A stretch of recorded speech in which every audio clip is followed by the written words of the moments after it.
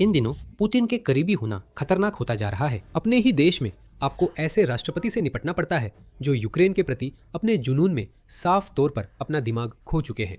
Putin के सभी जनरलों के लिए फूक फूक कर कदम रखना एक खासियत बन गई है, क्योंकि वे बेतहाशा कोशिश करते हैं कि कुछ भी ऐसा न करे या न कहे जिससे शकी पुतिन उन्हें खुले खिड़की से बाहर भेजने का आदेश दे दे। लेकिन उन जनरलों के लिए जो पुतिन की सनक से निपटते हैं, एक और खतरा है जो कहीं ज्यादा विस्फोटक है और जिसने अभी अभी 2 जनरलों की जान ले ली, जो रूस के सबसे सुरक्षित शहर में खाना खा रहे थे और बातचीत कर रहे थे। पुतिन के 2 जनरल रहस्यमय परिस्थितियों में मारे गए हैं और इसके लिए मॉस्को के एक रेस्तरां में हुआ बम धमाका जिम्मेदार हो सकता है। रूसी सेना में डर फैल रहा है और ऐसा होना भी चाहिए। क्रेमलिन ने अपने सैन्य नेताओं के लिए जो भी सुरक्षा व्यवस्था की है वह अपना काम नहीं कर रही है। चलिए स्थिति को समझते हैं। ये 1 अगस्त है और हम मॉस्को के केंद्र में कुद्रिनस्काया स्क्वायर में है। उस स्क्वायर में एक इतालवी रेस्टोरेंट है जिसका नाम बाल्सी रोसी है और वही रेस्टोरेंट एक और चमकदार शाम का गवाह बनने वाला था। बाल्सी रोसी के लिए ऐसी रातें कोई नई बात नहीं थी। मॉस्को के क्रास्नाया प्रेस्न्या इलाके में बसा हुआ यह शहर के सबसे अमीर इलाकों में से एक के ठीक बीचों बीच है। ओलिगार्क और सैन्य अधिकारी, जिन सभी ने पुतिन के गंदे पैसे से अपनी जेबें भरी हैं, इस रेस्तरां में नियमित रूप से आते हैं, अपनी शानदार पोशाकों में सजे हुए।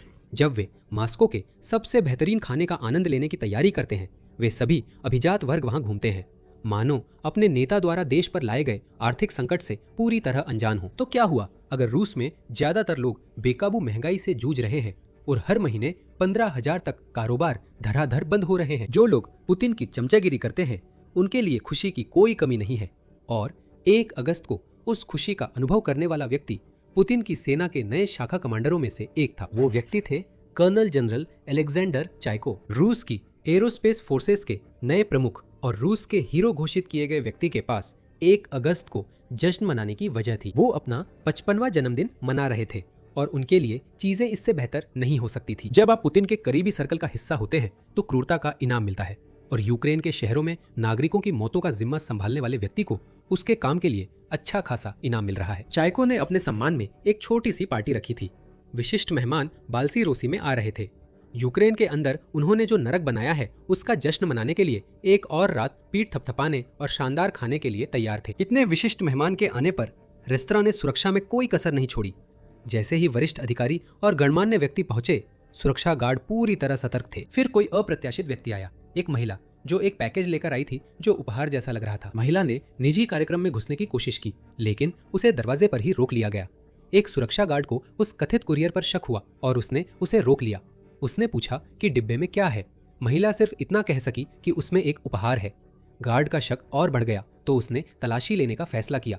तभी बम फट गया। एक इतना शक्तिशाली विस्फोट हुआ कि माना जाता है कि यह 1 किलोग्राम TNT के विस्फोट के बराबर था, जिससे बाल्सी रोसी हिल गया। बम संभवतः दूर से विस्फोट किया गया था और अब भी ये सवाल बना हुआ है कि क्या कुरियर को पता भी था कि पैकेज में क्या था। घटना के बाद रेस्तरां की जांच में पाया गया कि विस्फोटक पैकेज में बॉल बेरिंग भी भरी हुई थी, जो जबरदस्त ताकत के साथ दूर दूर तक फैल जाती, जिससे हमले में हताहतों की संख्या बढ़ने की संभावना थी। विस्फोट इतना शक्तिशाली था कि महिला के अवशेष हमले की जगह से लगभग 15 मीटर दूर पाए गए।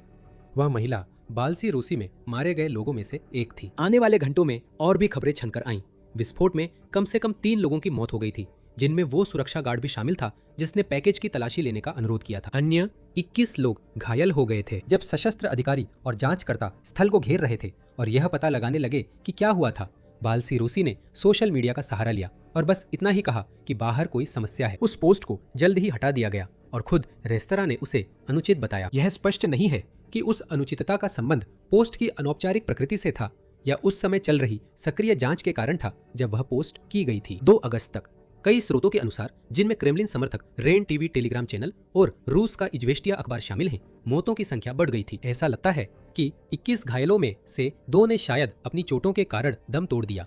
मॉस्को में जो हुआ है उसने शहर को तबाह कर दिया है। यह कैसे हो सकता है? मॉस्को को तो इस तरह के हमलों से सुरक्षित माना जाता है। ये रूस की राजधानी है जो विशाल वायु रक्षा घेरों से घिरी हुई है और सुरक्षा सेवाओं से भरी हुई है, जिनका एकमात्र काम लोगों की सुरक्षा करना है, खासकर पुतिन और उनके करीबी लोगों की। अलेक्जेंडर चाइको उस आंतरिक मंडली का हिस्सा है और ये काफी स्पष्ट लगता है कि वे ही शायद उस तोहफे का संभावित निशाना थे जो संभवतः अनजान महिला 1 अगस्त को बाल्सी रोसी लेकर आई थी। लेकिन चायको ही निशाना क्यों होते? अगर आप यूक्रेनी है तो इस खास जनरल को ठिकाने लगाने के लिए आपके पास बहुत सारे कारण हैं। मई में चायको को आधिकारिक रूप से रूसी एरोस्पेस फोर्सेस का नया कमांडर नियुक्त किया गया, जिसमें उन्होंने विक्टर अब्जालोव की जगह ली। यह पुतिन की तरफ से एक अजीब कदम था। चायको निश्चित रूप से एक अनुभवी कमांडर है, वे रूस के हीरो है। इसके पीछे एक वजह है, लेकिन इसकी वजह यह है कि उनकी विशेषज्ञता लगभग पूरी तरह से उन सैनिकों को यूक्रेन में रूस द्वारा बनाए गए मौत की चक्की में झोंकने पर केंद्रित है। वह एक जमीनी सेना के कमांडर हैं, जिन्हें एक हवाई भूमिका में डाल दिया गया, जिसे उदारता से राजनीतिक रूप से प्रेरित कदम कहा जा सकता है। कम उदारता से कहे तो चायको एक ऐसा आदमी है जो वही करेगा जो पुतिन उसे करने के लिए कहेंगे, जब पुतिन उसे करने के लिए कहेंगे। और इसका मतलब है कि जब आदेश आएगा कि यूक्रेन के शहरों पर और मिसाइलें और ड्रोन छोड़कर जितने ज्यादा नागरिकों को मारा जा सके, चायको बिना किसी सवाल के वह काम करेगा। हालांकि एक जमीनी कमांडर होने के बावजूद चायको को हवा से निर्दोष लोगों को मारने का काफी अनुभव है। वह सीरिया में अपने काम के लिए मशहूर हुए, जब उन्हें सितंबर 2019 से नवंबर 2020 के बीच पूर्व तानाशाह बशर अल असद का समर्थन करने के लिए भेजा गया था और 2021 में कुछ महीनों के लिए एक बार फिर भेजा गया। वहां चायको ने क्लिनिकों, स्कूलों, अस्पतालों और बेकरीज पर लगातार हवाई हमलों की निगरानी की, खासकर इदलिब क्षेत्र में, जिसे उस समय असद शासन के खिलाफ लड़ रहे विद्रोहियों ने कब्जे में लिया हुआ था। इन हमलों की व्यवस्थित और निर्मम प्रकृति ने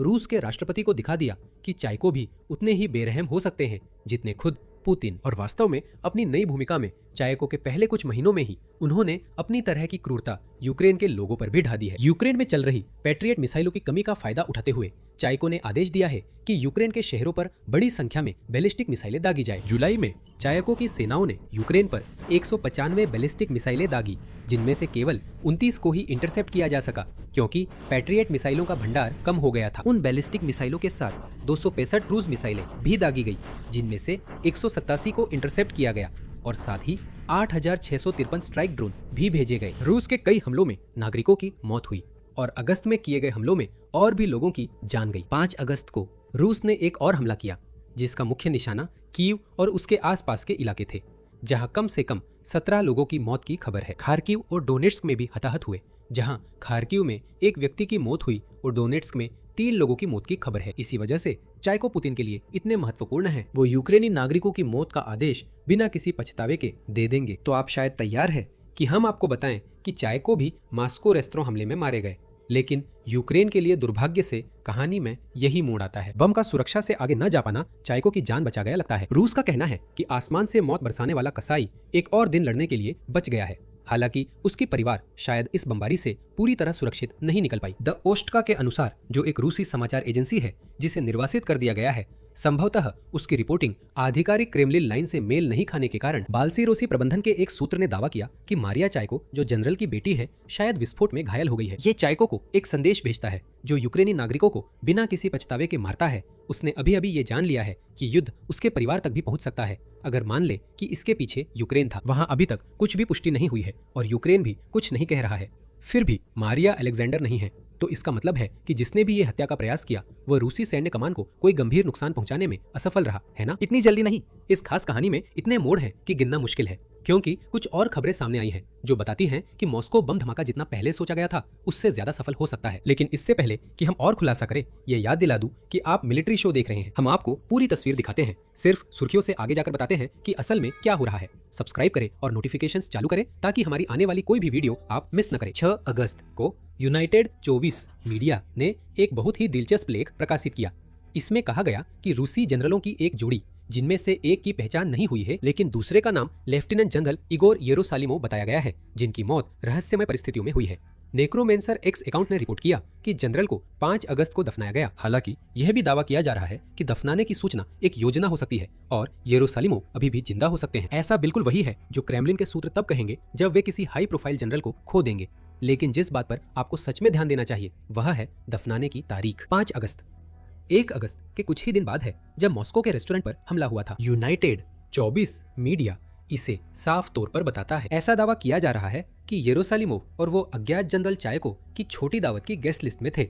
अगर ऐसा है तो बाल्सीरोसी में हत्या का प्रयास पहले सोचे गए से कहीं ज्यादा सफल हो सकता है। चायको शायद बच गए हों, लेकिन 2 अन्य जनरल मारे गए हो सकते हैं। हमें यह पक्का पता है कि उस अज्ञात जनरल को दफनाया जा चुका है। येरूसालिमोव के दफनाने की जगह का खुलासा नहीं हुआ है, लेकिन दूसरे जनरल को ट्रोइकुरोव्स्कोया कब्रिस्तान में दफनाया गया था। बताया जाता है कि यह समारोह भारी सुरक्षा के बीच आयोजित किया गया था। अधिकारियों ने सुबह से ही कब्रिस्तान की सुरक्षा संभाली थी, क्योंकि सैनिकों को बसों में लाकर श्रद्धांजलि दिलवाई गई।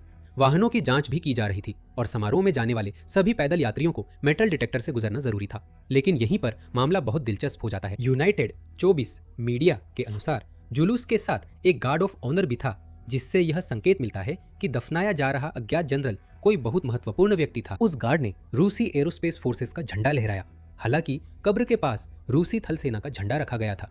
यहाँ कुछ दिलचस्प बातें एक साथ आती है। एक जनरल जिसने रूस की वायु और जमीनी दोनों सेनाओं में सेवा दी है, एक गार्ड ऑफ ऑनर जो किसी महत्वपूर्ण व्यक्ति के लिए उपयुक्त है, शायद रूस के हीरो के लिए भी, एक आदमी जिसकी शायद एक बेटी थी जो एक खास रेस्टोरेंट धमाके के काफी करीब थी और बताया गया कि वह घायल हो गई थी। ये सब कुछ वैसा ही अंतिम संस्कार लग रहा है जैसा कि अलेक्जेंडर चायको जैसे आदमी के लिए किया जाता। यह और भी ज्यादा संभव लगता है, खासकर 8 अगस्त की प्रावडा रिपोर्ट के बाद, जिसमें खुलासा हुआ कि यूलिया किरिलोवा नाम की एक महिला जो चायको की रिश्तेदार थी, मास्को रेस्तरां बम विस्फोट में लगी चोटों के कारण दम तोड़ गई।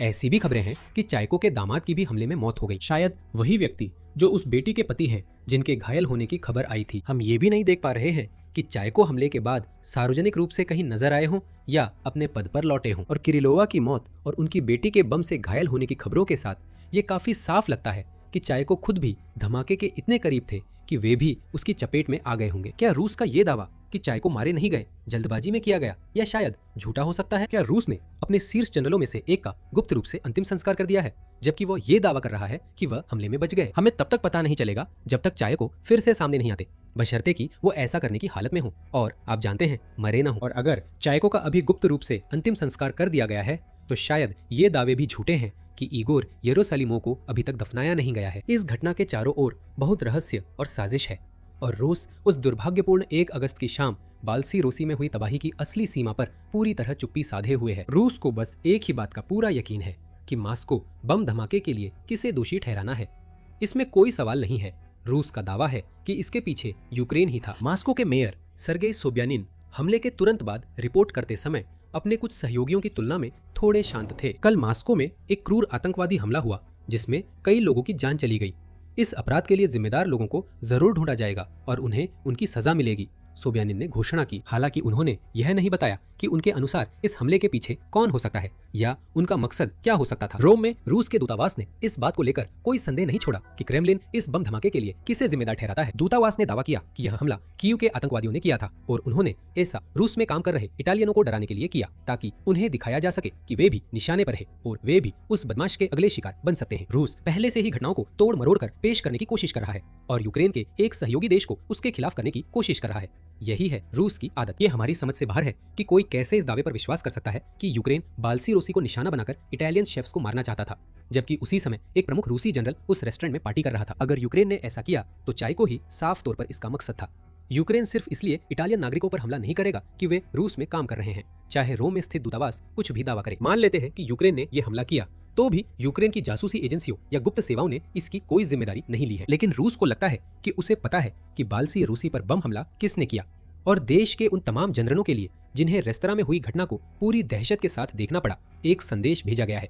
तुम में से कोई भी सुरक्षित नहीं है, चाहे तुम कौन हो या कहां हो। इन हत्याओं को अंजाम देने वाले से, हाँ, हमने हत्या नहीं हत्याएं कहा है, और ऐसा इसलिए नहीं क्योंकि ऐसा लगता है कि रूस के 2 जनरल, शायद खुद चायको भी, 1 अगस्त के हमले के बाद मारे गए। बाल्सी रोसी बम धमाका रूस के शीर्ष जनरलों को कब्र में पहुंचाने वाली हत्याओं और प्रयासों की एक श्रृंखला में बस ताजा घटना है। मेडुसा और खुलासे करता है। 3 अगस्त की एक रिपोर्ट में कहा गया है कि पिछले 2 वर्षों में रूसी जनरलों पर कम से कम 6 हत्या के प्रयास हुए हैं, जिनमें से 3 के घातक होने की पुष्टि हो चुकी है।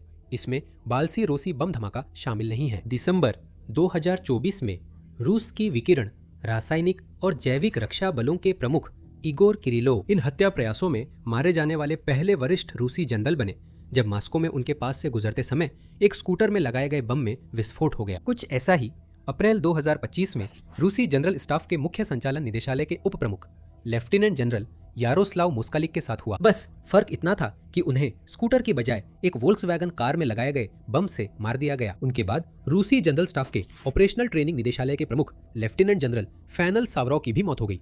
एक बार फिर, इस बार दक्षिणी मॉस्को में कार बम जिम्मेदार था। और भी कई प्रयास हुए हैं जनरल स्टाफ के मुख्य निदेशालय के पहले उप प्रमुख लेफ्टिनेंट जनरल व्लादिमीर अलेक्सेयेव को उसी अपार्टमेंट बिल्डिंग की लॉबी में गोली मारी गई जहां वे रहते थे। ऐसा लगता है कि वे बच गए। ऐसा ही लगता है कि मेजर जनरल आजादबेक ओमाबेको भी बच गए, जो रूस की 64वीं मोटराइज्ड राइफल ब्रिगेड का नेतृत्व करते हैं। यही वो ब्रिगेड है जिसने फरवरी 2022 में कीव पर आक्रमण करने की कोशिश की थी, जिससे वे एक बहुत ही उच्च प्राथमिकता वाला लक्ष्य बन गए, खासकर बुचा के लोगों के लिए। ओमाबेको बुचा के कसाईयों में से एक है जो आक्रमण के शुरुआती हफ्तों में सैकड़ों नागरिकों की हत्या और उन्हें यातना देने के लिए जिम्मेदार है। हो सकता है कि उन्हें काबारोव्स्क क्राय में एक सैन्य छावनी में एक मेल बॉक्स में रखे गए बम से निशाना बनाया गया हो या नहीं। रिपोर्टें स्पष्ट नहीं है, केवल गुमनाम टेलीग्राम चैनल ही इस हमले के होने का दावा कर रहे हैं, मेडूजा रिपोर्ट करता है। इन सब से एक बात तो काफी स्पष्ट है, बाल्सी-रोसी में जो हुआ वह कोई एक बार की घटना नहीं थी। ये एक पैटर्न का हिस्सा है जो रूस के जनरलों को बहुत डरा रहा है, खासकर क्योंकि यह मास्को के दिल में किया गया एक और हत्या का प्रयास है। कोई है, कंस्ट्रक्शन रूप से नहीं कह रहे कि वह यूक्रेन है, जिसके ऑपरेटिव्स रूसी सत्ता के केंद्र में काम कर रहे हैं, और ऐसा लगता है कि क्रेमलिन इसके बारे में कुछ भी नहीं कर सकता। रूस अपने जनरलों की सुरक्षा करने की कोशिश कर रहा है। सुरक्षा उपाय लागू किए जा रहे हैं, जैसे कि वे सुरक्षा उपाय जो बाल्सी-रोसी के अंदर थे जब चारकों पर हमला हुआ था। लेकिन ये सब नाकाफी है। रूस हत्यारों को ढूंढ नहीं पा रहा है, और अगर वह उन्हें ढूंढ नहीं सकता तो उनके खिलाफ कुछ भी नहीं कर सकता। जो भी ये हत्याएं कर रहा है उसके पास खुद मास्को के अंदर जासूसों का पूरा नेटवर्क होना चाहिए जो संभावित लक्ष्यों को ट्रैक करते हुए उसकी आंख और कान बने हुए हैं। रूस के अभिजात्य वर्ग को समझ नहीं आ रहा कि वे किस ओर जाएं। वे जानते हैं कि कहीं न कहीं छाया में छुपा कोई व्यक्ति उन्हें ट्रैक कर रहा हो सकता है इसी वक्त। और अगर वे इतने दिखावटी है कि मास्को के सबसे अमीर इलाकों में भव्य जन्मदिन पार्टी रखते हैं, तो इसका मतलब है कि वे आसान निशाना बन सकते हैं। जहां तक इन वरिष्ठ हस्तियों को क्रेमलिन की सलाह का सवाल है, दाढ़ी बढ़ा लो और अपने बालों का रंग बदल लो। सच में यही बात अंदरूनी सूत्र ने बताई कि मास्को में हालिया बम धमाके के बाद रूसी जनरलों को उनके रक्षा मंत्रालय द्वारा यही करने के लिए कहा जा रहा है। हमारा मतलब है कि ये क्लार्क केंट और उसके चश्मे से तो बेहतर है, लेकिन फिर भी ऐसा नहीं लगता कि सिर्फ दाढ़ी बढ़ा लेने से किसी हत्यारे को धोखा दिया जा सकता है जो अपने टारगेट की हर हरकत पर नजर रखे हुए है। जब वो टारगेट अपने घर से बाहर निकलेगा तो ट्रैकर बस यही कहेगा, देखो उसने दाढ़ी बढ़ा ली है। सोशल मीडिया पर अपनी निजी जानकारी पोस्ट न करें, फोन नंबर बदले और उन लोगों से सतर्क रहें जिन्हें आप अपनी रोज की यात्रा के रास्तों पर बार बार देखते हैं। लेकिन यही तो समस्या है। ये तो सबसे बुनियादी बातें हैं। इन जनरल्स को न तो कोई पर्सनल बॉडीगार्ड दिया जा रहा है और न ही कोई ऐसी चीज जो वाकई हमले को रोक सके। बस दाढ़ी बढ़ा लो और इंटरनेट से दूर रहो, यही सलाह दी जा रही है। चाहे ये सलाह कितनी भी बुनियादी क्यों न हो, चायको ने इसका पालन नहीं किया। अब रूस के जनरल्स के बीच एक नई डर की लहर दौड़ रही है और कोई भी दाढ़ी इसे रोक नहीं सकती। ये तथ्य कि बाल्सी-रोसी हमला हुआ ही पुतिन के लिए एक और अपमान है, उस युद्ध में जो पहले ही अपमानों से भरा हुआ है। और बस कुछ दिन पहले एक और तरह की शर्मिंदगी ने पुतिन को शर्म से लाल और असहज कर दिया। वो अपनी सीट पर बेचैन होकर हिलने लगे। एक कथित सहयोगी ने अभी अभी पुतिन से कह दिया कि अब समय आ गया है कि वो अपनी जंग खत्म करे। उस सहयोगी ने ये घोषणा पुतिन के ठीक बगल में लाइव टेलीविजन पर की। इसके बारे में और किसने पुतिन से कहा कि उन्हें रुकना चाहिए, ये जानिए हमारे वीडियो में। और अगर आपको ये वीडियो पसंद आया हो तो मिलिट्री शो को सब्सक्राइब करना और नोटिफिकेशन ऑन करना न भूले, ताकि हमारे और वीडियो आपकी फीड में आते रहे। और देखने के लिए धन्यवाद।